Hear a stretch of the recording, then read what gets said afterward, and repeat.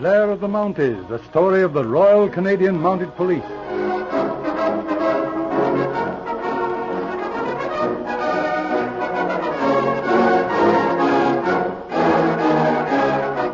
We present episode 26 in the dramatic series Blair of the Mounties.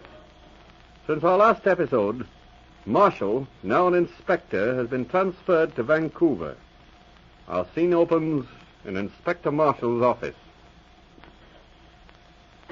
You wanted me, sir? Oh, was that you, Barney? Sit down a minute. Thank you. I have to run out of the country by car. Thought you'd like to go along. Well, no, that's very kind of you, Inspector. Are you going far? Oh, a couple of hours' drive. It's in connection with that case of Sir John Carswell. You mean the old gentleman that committed suicide the other day? That's it. But what's that to do with us? It's outside our jurisdiction, of course. There's been an order for a special inquiry from Ottawa. I'm not satisfied with that verdict. But it was just suicide, according to the papers. Know any of the details? Well, no, I didn't pay much attention. All right. Better get these facts. You see, old Sir John was a very important man in Canada. Sure, I know that. One of the biggest lumbermen in the West, they say. And used to be a big man in Parliament. That's the man. Of course, he's been retired for years and lives with his son-in-law, Dean Parker, who manages the old man's interests. Aye, it's him that lives in the big house at Point Grey. It's right at the edge of the cliff. Yes. It was the night before last they found him in a little summer house at the foot of the garden, looking out over Point Grey. Was he dead when they found him? Dead as a doornail, with a bullet through his head. He was sitting in a chair, his right hand hanging down and his revolver within a few inches of his fingers on the floor. To all appearances, a plain case of suicide. And where do we come in, then? Why, it seems that some of his friends are not satisfied. The old man was in fine health, not the slightest motive, and, well, he wasn't the sort of man who would commit suicide. There's been a big fuss about it, and the Attorney General has consented to make a further investigation. You mean they think it might be murder? I suppose that's it. Any holes in that suicide theory? Not one that I know of. The city police and the provincial police swear up and down there's not a chance of any other theory. Nobody was near him at the time, and nobody could have got to him. How's that, sir? You see, the cliffs are too steep to climb, and there are high walls on both sides of the garden. Couldn't somebody have sneaked through the garden? No chance. The son-in-law had a bridge party going on. The windows were open. He even heard the shot. There's only one funny thing. And what's that? Why, you see, Dean Parker, the son-in-law, was sitting with his guests at the bridge table. They heard the shot plainly, but no one went out to the summer house until some time later.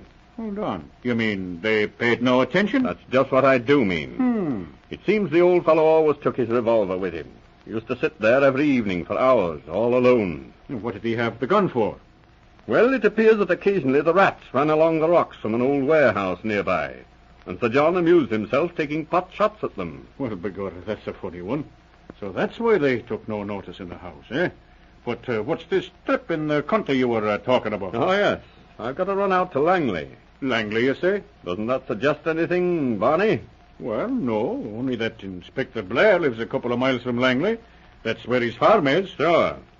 That's who we're going to see. But that, Inspector, that's fine now. Sure, I haven't set eyes on him for years. Yes. Colonel Mannering has instructions to try and get Blair to look over the case. He has a great reputation in these parts. Reputation, did you say? You know, Inspector, there's divil a man in all the world to match him, no, I'm telling you. They say he keeps to himself a good deal. He's married a girl from Calgary, and they think the world of each other. Man, Inspector, I'm hoping we'll get him to come. Yes, I hope so, too. That's why I suggested taking you along with me. He thinks a lot of the men who served in the old division. And what about yourself, sir? But it's mighty nice of you to say it. Well, I'll be getting the car out, then. All right.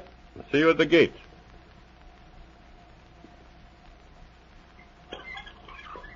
Here's the place, sir. Through this gate. Righto, Marshal. You know, it seems funny for you and me to be working together again. Feels mighty good to me, sir. All right, let's get down to business. I haven't much time to spend on this case. Got a lot of hay to put up. And I have some errands to do for the wife. What's the joke? Oh, nothing. Oh, you always did have a curious sense of humor, Marshal. Well, let's have the layout. Just the high spot. Yes, sir. Mr. Parker was sitting here on the veranda with 3 guests playing bridge when the shot was heard. What time was that? 8:10, as close as we can determine. It was just getting dark. One thing at a time. Now, this bridge party, was it a prearranged affair? Well, no. Or rather, it was a regular thing. Every Wednesday night at 7:30. Who are the guests? Judge McBrady, who lives next door, and 2 other neighbors. Right, go ahead. Down there at the foot of the garden, you can see the little summer house in which Sir John was found. How long has Sir John been sitting in the summer house? Since about 7 o'clock. It was his custom to sit out there till quite a late hour. Ah, another regular habit. That's interesting. How do you mean, sir? Nothing much. Carry on. I'll tell you later. The evidence in support of suicide is logically perfect.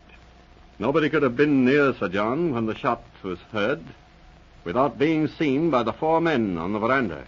And, of course, they all had a perfect alibi. Hello? Who's this? What? That's the man from the Provincial Investigation Department. I asked them to send round the revolver. Yeah, that's not a bad idea. Morning, gentlemen. Good morning. My name's Perfield from the ballistics office. You are Inspector Marshall? Yes. You got that gun? Yes, I have the package containing the weapon in question. I also have 2 certificates. Certificate A, which you will sign to the effect that the weapon has not been in any way damaged, defaced, or otherwise... Look here, Marshal. What is this?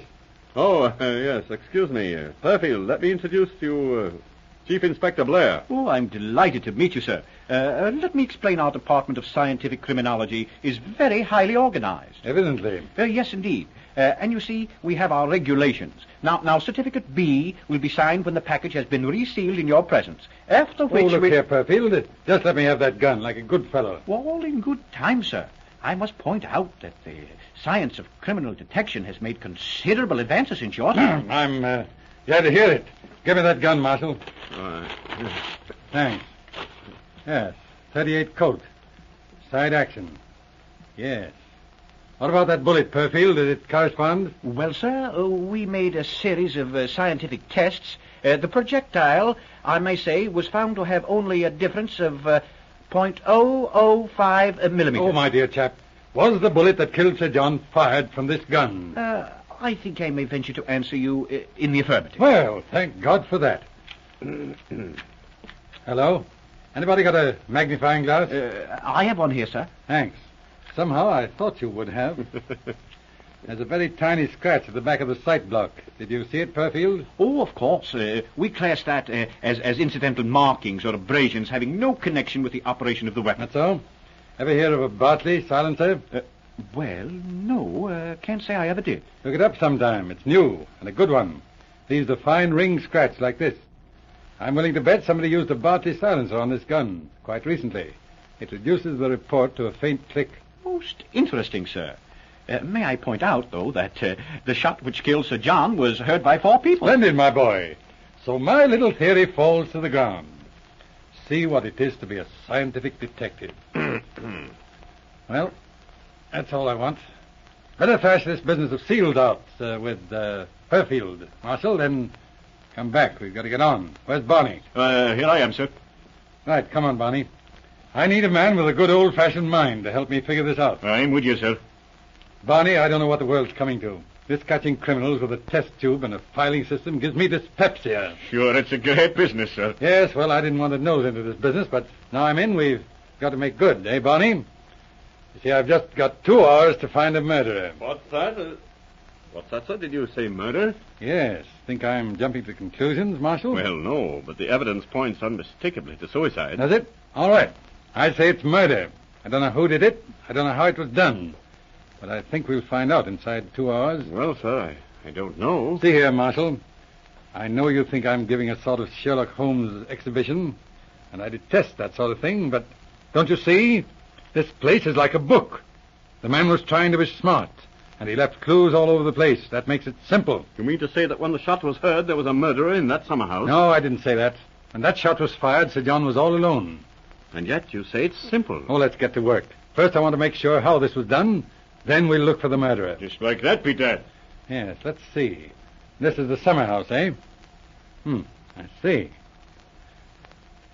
Just roughly built, eh? 2x4 frame and slabs. All right, start from the door. Go over the walls, Marshal. I'll take the floor. Look for something unusual. What do you expect to find? Don't know exactly. Might be a small hole. Wait a minute. This might be it. You have good eyes, Marshal. Take a look at these little marks near the wall. Looks like burns. As if someone had dropped a couple of matches.